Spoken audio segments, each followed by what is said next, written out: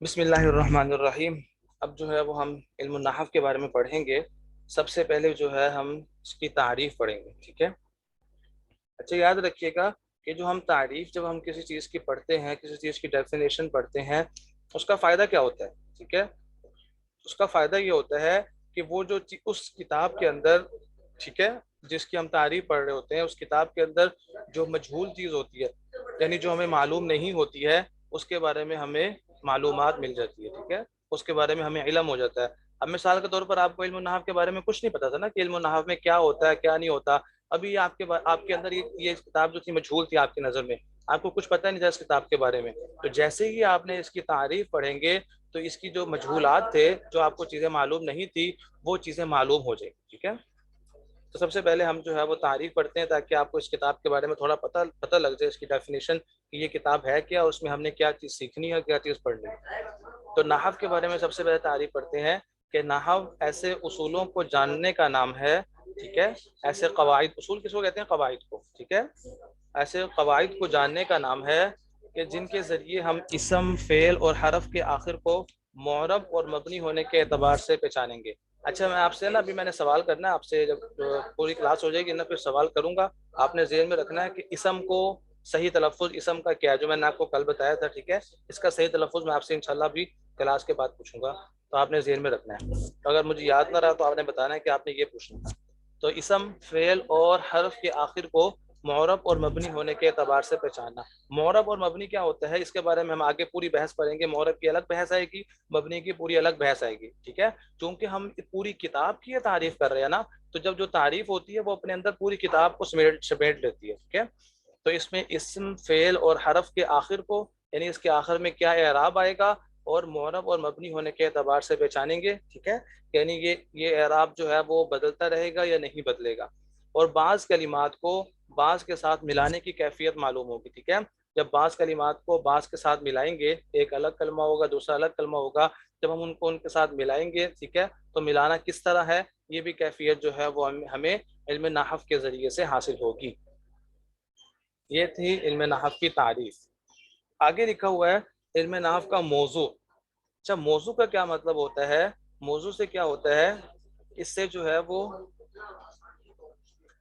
اس فن کے بارے میں اگر ہم اس کا موضوع پڑھ لیں گے تو اس سے کیا ہوگا، جو دوسرے جو علوم ہے، ٹھیک ہے، یہ ان سے جدا ہو جائے گا۔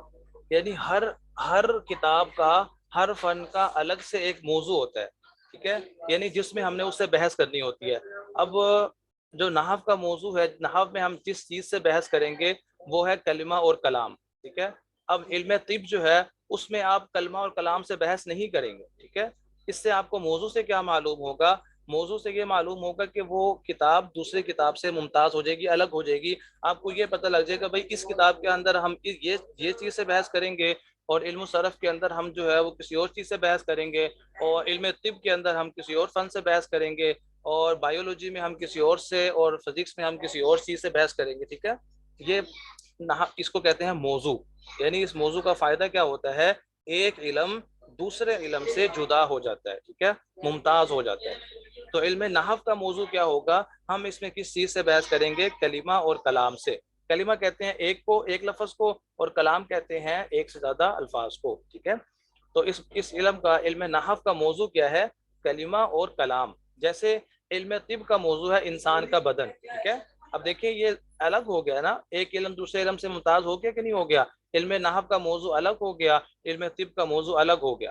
تو اس موضوع کے ذریعے سے آپ ایک علم دوسرے علم سے الگ ہو جاتا ہے، کیونکہ طب کے اندر انسانی بدن کے حوالے سے بحث ہوتی ہے، ٹھیک ہے؟ اس لیے ہم نے کیا کہا، علم طب کا موضوع انسانی بدن کہہ دیا۔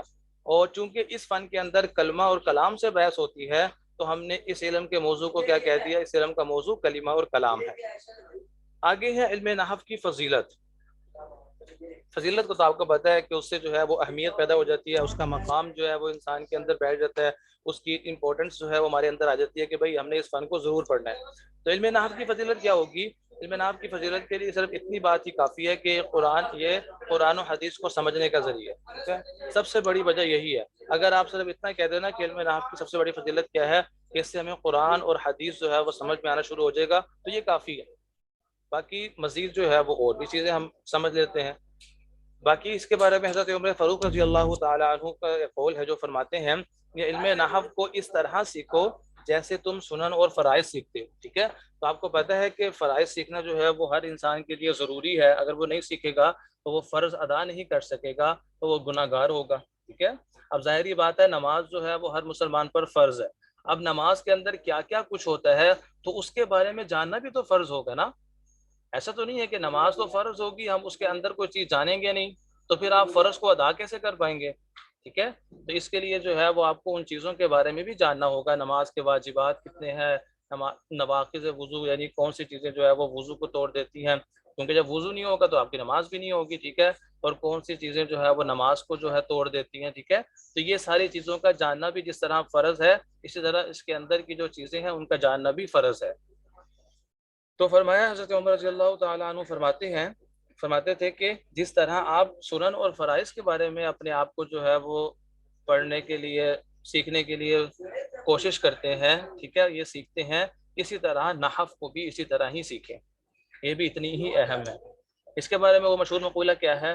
النحو فی الکلام کالملح فی الطعام، کہ نحو کی حیثیت کلام کے اندر ایسی ہے جیسے کھانے میں نمک کی، ٹھیک ہے؟ تو جیسے کھانے میں اگر نمک نہ ہو تو کھانا بے ذائقہ ہوتا ہے، اسی طرح اگر کوئی شخص یہ سمجھے کہ بھائی میں جو ہے وہ عربی عبارات کو اور قرآن کو جو ہے وہ قرآنی عبارات کو میں جو ہے وہ نحو کے بغیر ہی سیکھ جاؤں گا، تو یوں سمجھ لیجئے وہ اس میں کمال حاصل نہیں کر سکے گا، ٹھیک ہے؟ وہ اس میں بالکل بھی جو ہے وہ اچھے طریقے سے عبور حاصل نہیں کر سکے گا۔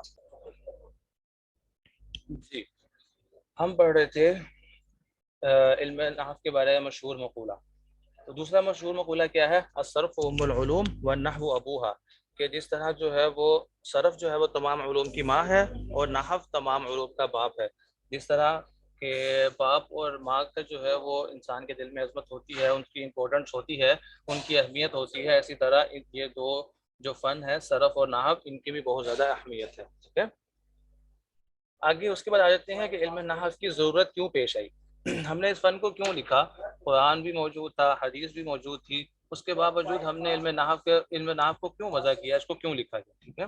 تو اس کے بارے میں بتا رہے ہیں، اس کے بارے میں کہ جب اسلام پھیلنا شروع ہو گیا، ٹھیک ہے، کیونکہ پہلے تو اسلام نہیں تھا، بالکل جو ہے وہ جاہلیت چل رہی تھی، ٹھیک ہے؟ تو جب اسلام پھیلنا شروع ہوا، اللہ کے نبی نے جو ہے وہ اسلام کی تبلیغ شروع کی، تو بہت سے لوگ عجمی تھے، ٹھیک ہے؟ عجمی کس کو کہا جاتا ہے؟ عجمی کہتے ہیں کہ جو عربی وغیرہ بول چال نہیں کر سکتے، ٹھیک ہے، جو عربی نہیں جانتے، ٹھیک ہے، ان کو کہتے ہیں عجمی، اور جو عربی جانتے تھے ہم ان کو کیا کہتے ہیں؟ عربی، ٹھیک ہے؟ تو عجمی لوگ بھی اسلام میں داخل ہونے لگے، کہ جو عربی نہیں جانتے تھے، ان کی زبان کوئی اور تھی، کوئی فارسی بولتا تھا، کوئی کون سی زبان بولتا تھا، کوئی جو ہے جو بھی زبانوں بولتے تھے، ٹھیک ہے؟ تو وہ سارے جتنی بھی زبانوں والے تھے ان ساروں کو عجمی کہا جاتا ہے، ٹھیک ہے؟ جیسے ابھی ہم پشتو بول رہے ہیں یا اردو بول رہے ہیں یا فارسی بول رہے ہیں یا ہندکو بول رہے ہیں یا سرائکی بول رہے ہیں، کچھ بھی زبان میں ہم بات کر رہے ہیں، پنجابی بول رہے ہیں، یہ سارے عجمی کہلاتے ہیں، ٹھیک ہے؟ اور عربی کیا ہوتے ہیں؟ جو عربی بولتے ہیں، ٹھیک ہے؟ تو جو عجمی لوگ تھے، جو دوسری زبانوں والے تھے، عام آسان فہم الفاظ میں ہم کیا کہہ سکتے ہیں؟ دوسری زبانوں والے بھی لوگ جو ہے وہ اب اسلام میں داخل ہونے لگے، تو کیا ہوا کہ عربی کے اندر خلط ملط کرنا شروع کر دی، یعنی کیا کر دیا؟ کیونکہ شروع میں قرآن کے اوپر اعراب نہیں لگے ہوتے تھے، تو ان کو چونکہ عربی بھی نہیں آتی تھی، تو جب وہ قرآن پڑھنے لگے تو زبر کی جگہ پر زیر، زیر کی جگہ پر زبر پڑھنے لگ گئے، ٹھیک ہے؟ اب آپ کو سوچ لیں کہ قرآن جو ہے وہ اب تو ہمارے پاس جو ہے زبر زیر لگی ہوئی ہے، تو جب زبر زیر پیش کی غلطی کرنے لگے، تو میں نے آپ کو بتایا تھا کہ جب ہم زبر زیر پیش کی غلطی کریں گے تو معنی بدل جائے گا، ٹھیک ہے؟ تو وہ معنی بدل جاتا تھا، کبھی کوئی لفظ مذکر بن جاتا تھا، کبھی کوئی مؤنث بن جاتا تھا، یا اس کا معنی جو ہے بگڑ جاتا تھا، ٹھیک ہے؟ تو بہت ساری حدیث میں ایسے آتا ہے کہ بہت سارے جو ہے وہ لوگ جو آئے تھے، انہوں نے جو ہے فلاں آیت پڑھی، اس کا مطلب کچھ اور نکل آیا، ٹھیک ہے؟ تو اس طرح جب یہ غلطیاں بہت زیادہ ہونی شروع ہو گئی تو اس وقت علم نحو کو ایجاد کرنے کی ضرورت محسوس ہوئی، ٹھیک ہے؟ کہ ہم ایسی جو ہے وہ گرامر نکال لیں جس کے بارے میں لوگ جو ہے وہ عربی سے تھوڑا واقف ہو جائیں، اور یہ جو غلطی کر رہے ہیں قرآن کو پڑھنے میں سمجھنے میں، اس غلطی سے وہ بچ جائیں، تو اس لیے ہم نے علم نحو کو لکھا اور علم نحو کی ضرورت پیش آئی۔ جی، اس کے بعد کیا ہے؟ علم نحو کا فائدہ کیا ہے؟ اس علم کا فائدہ یہ ہے کہ انسان عربی زبان بولنے میں اور لکھنے میں ہر قسم کی غلطی سے محفوظ رہتا ہے، ٹھیک ہے؟ مثال کے طور پر جیسے ہے زید، دار، داخلہ، فی، اب یہ دیکھیں کتنے کلمات ہیں؟ 1 2 3 4، زید الگ، دار الگ، داخلہ الگ، فی الگ، زیدن نام ہے، دار کس کو کہتے ہیں؟ گھر کو، داخلہ مطلب اس کا مطلب ہوا داخل ہوا، ٹھیک ہے، فی کا مطلب ہوتا ہے میں۔ اب یہ دیکھیں سارے جو ہے وہ الگ الگ آگے پیچھے جملے پڑے ہوئے ہیں، اب ان چاروں کلموں کو ہم نے جو ہے وہ ملا کر ایک جملہ بنانا ہے، ٹھیک ہے۔ اب ہم ان کو ملائیں گے کیسے اور کس ترتیب پر رکھیں گے، یہ ہمیں کس سے حاصل ہوگا؟ علم نحو سے حاصل ہوگا، کہ ہم اس کو ایک ترتیب سے رکھیں گے، ٹھیک ہے، پہلے کیا چیز آئے گی، اس کے بعد کیا چیز آئے گی، اس کے بعد کیا چیز لے کر آئیں گے، تو یہ ہمیں کیسے پتہ لگے گا؟ اس علم نحو کے ذریعے پتہ لگے گا۔ اب جیسے دیکھیں شروع میں ہم نے فعل کو رکھ دیا، داخلہ زید فی الدار، ٹھیک ہے، زید گھر میں داخل ہوا، ٹھیک ہے۔ اب دیکھیں یہاں پر یہ تھا داخلہ زید فی الداری، تو کیا مطلب ہوا؟ زید گھر میں داخل ہوا۔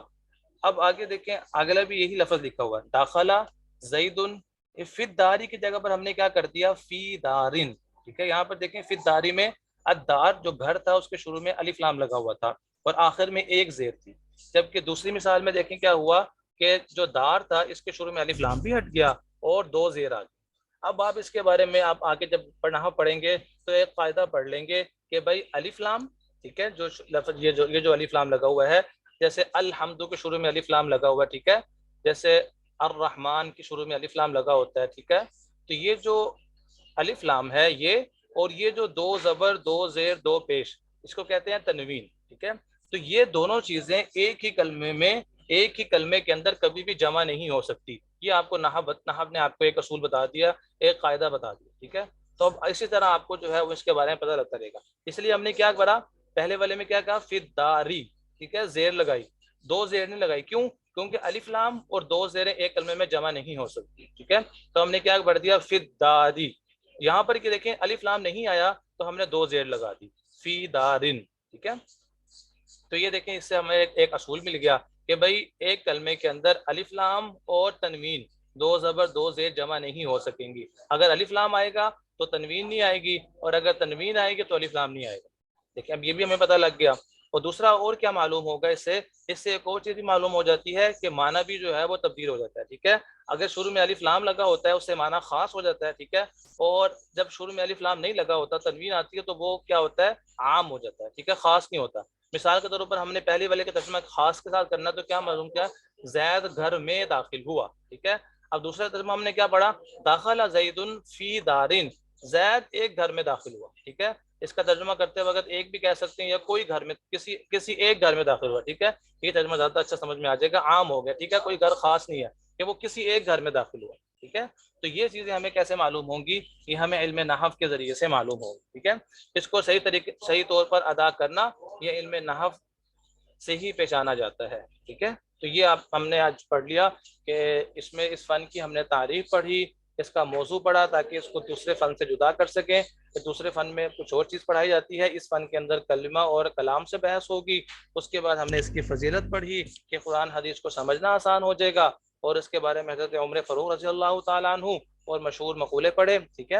اس کے بعد اس فن کو لکھنے کی ضرورت کیوں پیش آئی، ہم نے اس فن کو کیوں لکھا، اس کے بارے میں ہم نے بتا دیا کہ بہت سے اور زبانوں کے جو لوگ تھے وہ بھی جب عربی جب اسلام قبول کرنے لگے تو قرآن پڑھنے میں، ٹھیک ہے، بہت زیادہ غلطی کرنی شروع کر دی، تو اس کے متعلق جو ہے وہ پھر صحابہ کرام نے، حضرت علی رضی اللہ تعالیٰ عنہ نے، ٹھیک ہے، اس نحو کو جو ہے وہ لکھنا شروع کیا، ٹھیک ہے۔ اور پھر ان کے شاگرد تھے ابو الاسود الدولی، انہوں نے پھر ان کو اپنے ساتھ ملایا، ٹھیک ہے۔ اسی طرح حضرت عمر فاروق رضی اللہ تعالیٰ عنہ کا بھی نام آتا ہے، ٹھیک ہے۔ تو انہوں نے جو ہے وہ اس فن کو جو ہے وہ لکھنا شروع کرایا، پھر اس سے آگے بڑھتا گیا اور ہم تک جو ہے یہ فن پہنچا، ٹھیک ہے جی۔ تو ہم طالب علموں کو سبق سمجھ میں آ گیا؟